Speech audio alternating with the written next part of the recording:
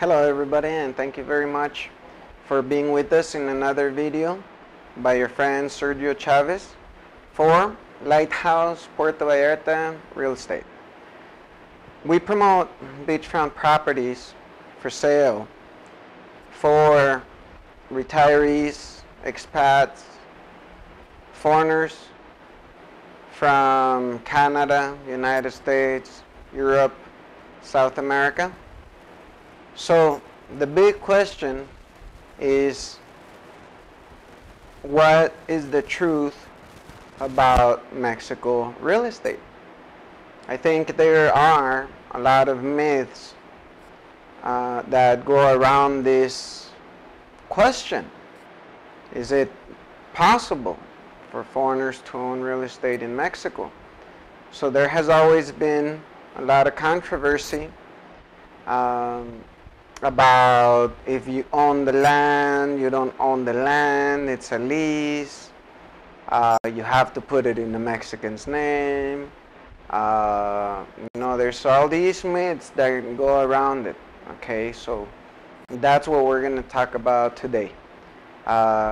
In particular, I remember hearing about a lot of foreigners that bought property, built nice homes, and then they were taken away.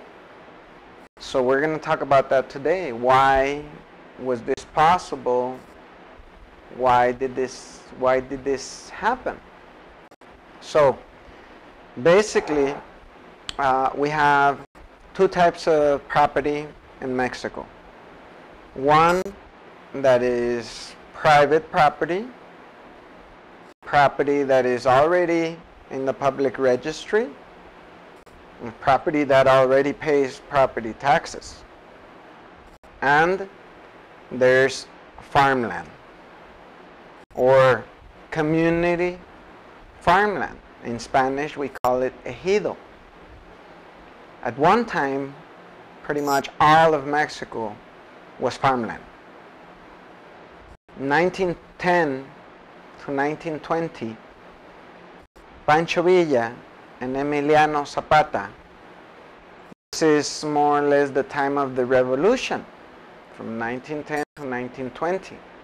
What happened then is that we used to have a president in Mexico that re-elected himself for 32 years. So he was a dictator. His name was Porfirio Diaz. At this time, we were a very broke country. What Porfirio Diaz was doing was selling off Mexico to rich ranchers. This is the famous time of the haciendas. People think of an hacienda like a nice ranch to live in, work in, beautiful horses, beautiful homes. Well, it wasn't like that. An hacienda was a big town. We would live in town, so we would pay rent for the house that we lived in. We would pay rent for the land that we farm. We would pay rent for the oxen that we use to plow the land that we rent. So it wasn't officially slavery, but there was no way out of it. And that's what Pancho Villa and Emiliano Zapata, and that's what they were fighting for. They were wanting to get rid of the dictator. So after this happened, all the land was taken from the haciendas and it was given to the people. It was granted, especially to the people that worked the land. Also, depending on the number of boys in your family, that is also a way of receiving land from the government to farm. Granted, you didn't have to buy it. That's why it was normal to have huge families. 20 was normal back in those days. Talking about 1920-ish, more or less.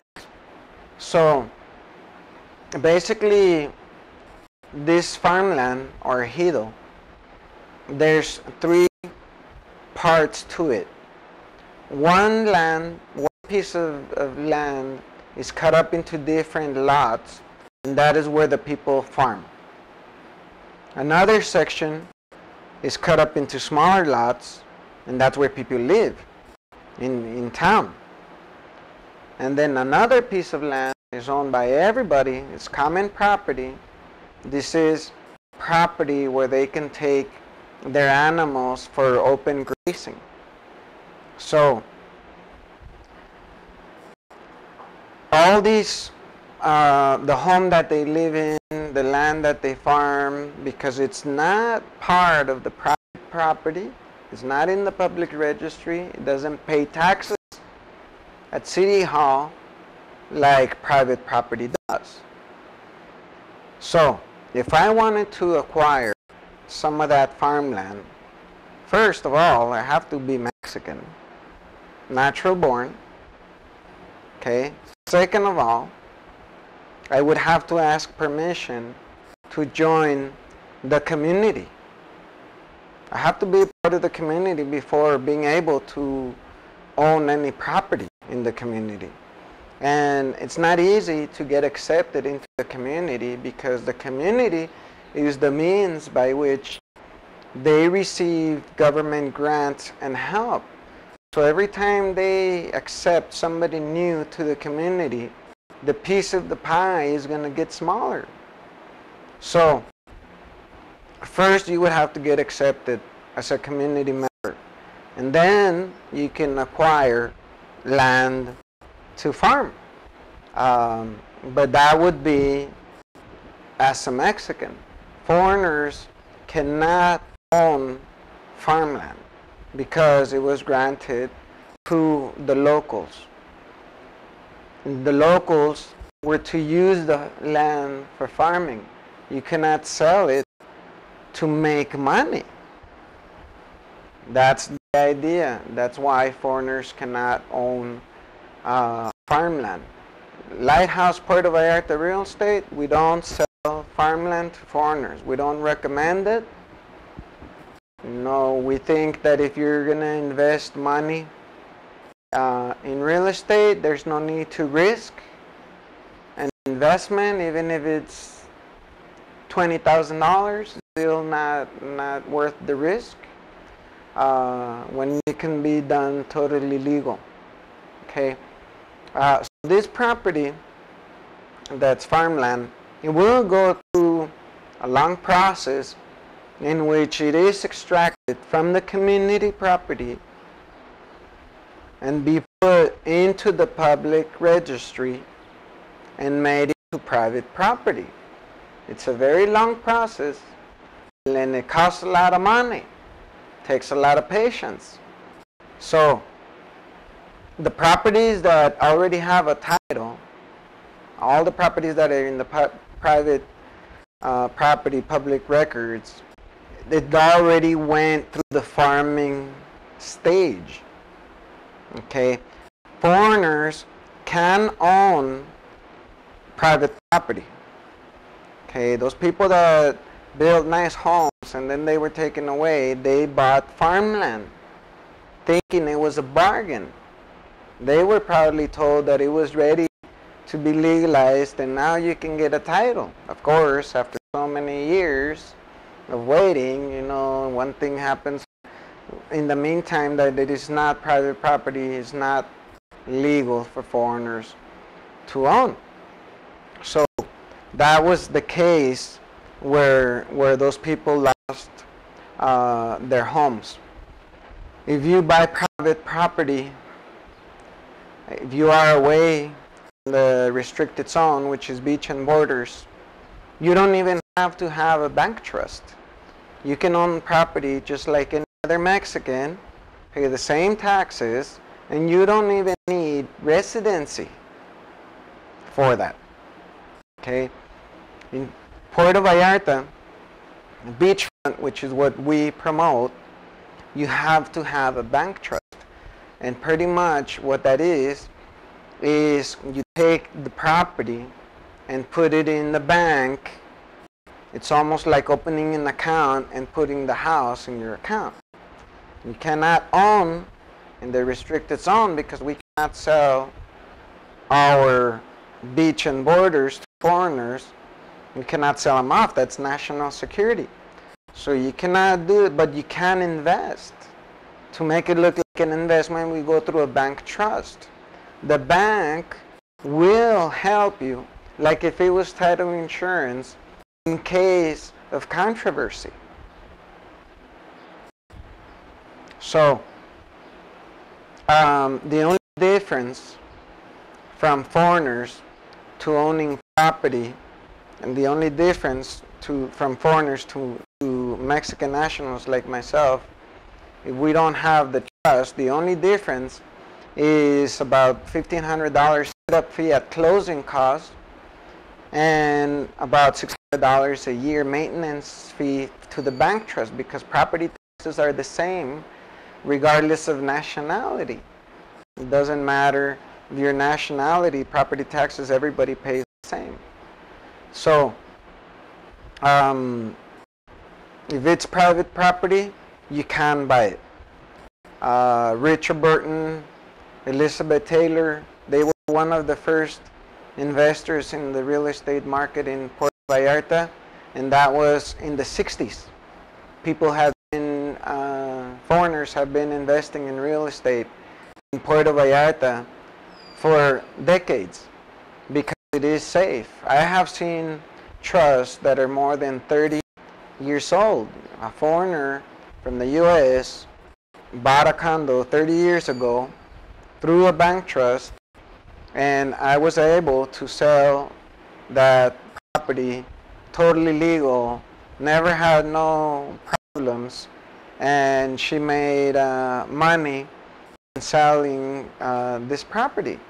So as long as you look at private property, foreigners can acquire property in Mexico. It is not a lease. The reason why people talk about so many years, and when we set up a bank trust, it used to be set up in terms of 30 years. Right now it's 50 years. Basically, what it is, after 30, 50 years, whenever the trust is over, it doesn't mean that you're going to buy the property again. What it means is simply that you can either take your property, go with another bank, or you can renew with that same bank and not go anywhere if they gave you good service. But you're not going to buy the property. You will be responsible for the property. In a trust, you have beneficiaries.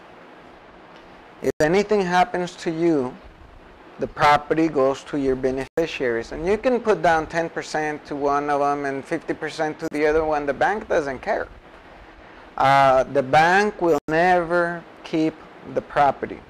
Even if you don't have beneficiaries, somebody shows up with a will or a court order and they get the property. They get the property on paper because physically they're never going to take the property. Okay, the property is not part of the bank's assets. They don't want the responsibility. You as the owner have the responsibility of selling, renting, maintaining that property. So basically, that is how it works all over Mexico. It's not different in anywhere. Actually, you can buy a property here in Puerto Vallarta and get a clear title and go through the closing process in Tijuana, in TJ, if you want to do it in Mexico City, because it's federal. Notaries in Mexico are not like notaries in the United States or in Canada. A notary in Mexico is almost like a federal judge. Once it has the notary's stamp on it, it's more like a federal judge's ruling. Okay, the notary here is the only one that can handle real estate transactions, and they are hired than a regular lawyer. They're appointed by the state governor, so they have public faith. So basically they are federal and they do work all over Mexico. So I hope this gives you a good explanation of how and the truth about Mexico real estate. So please contact us. Visit our website, lighthousevallarta.com. My email is sergio@lighthousevallarta.com. My cell phone number 044-322-779-3123. Thank you very much, and we look forward to hearing from you. Bye-bye.